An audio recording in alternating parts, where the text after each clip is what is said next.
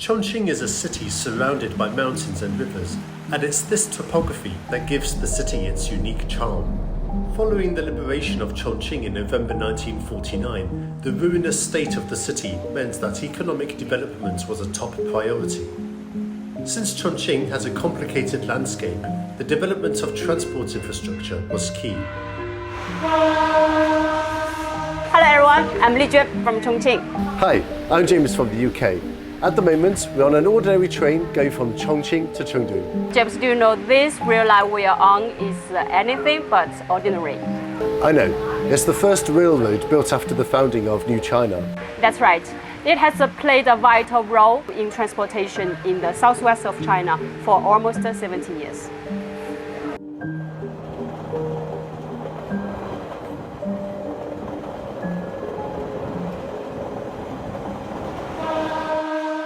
The people of Chongqing and Sichuan began construction of the Chengdu-Chongqing Railroad under leadership of the Southwest Bureau of the Communist Party of China's Central Committee in June 1950.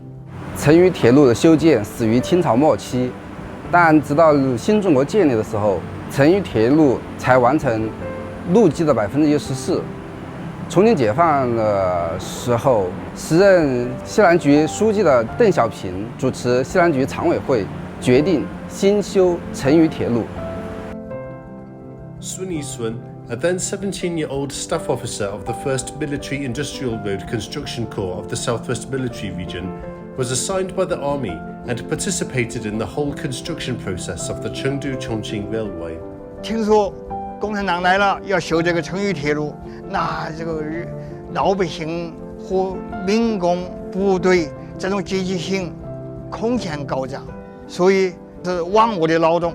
5点钟钟号一吹，我们就起来吃早饭，打着火把上工地。 The land was in ruin, and there was hardly any capital or technology available. The idea of building a railway was far easier said than done. So the first issue to be resolved was the lack of raw materials needed for the huge quantity of steel rails. We're at the Industrial Museum of Dadeko District on the former site of the Chongqing Iron and Steel Mill.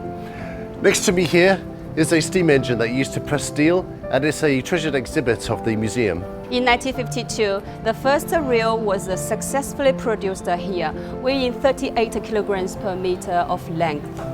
This mill assured the materials needed for the Chengyu Railway were all produced locally, from rails to boats.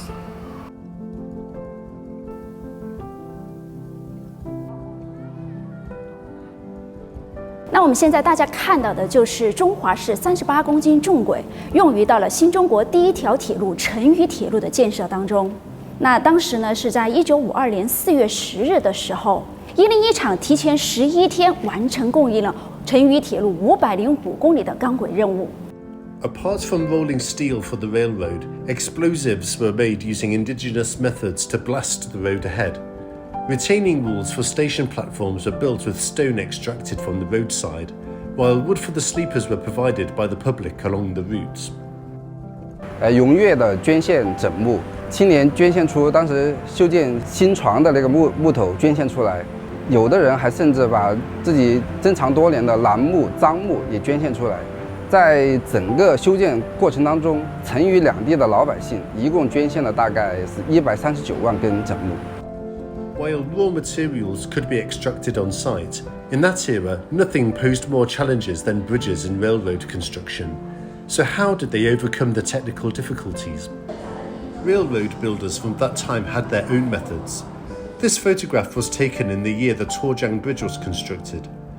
The workers in the photograph were putting up steel girders for the bridge, using equipment they had developed themselves. 用焊土的办法，用卷扬机。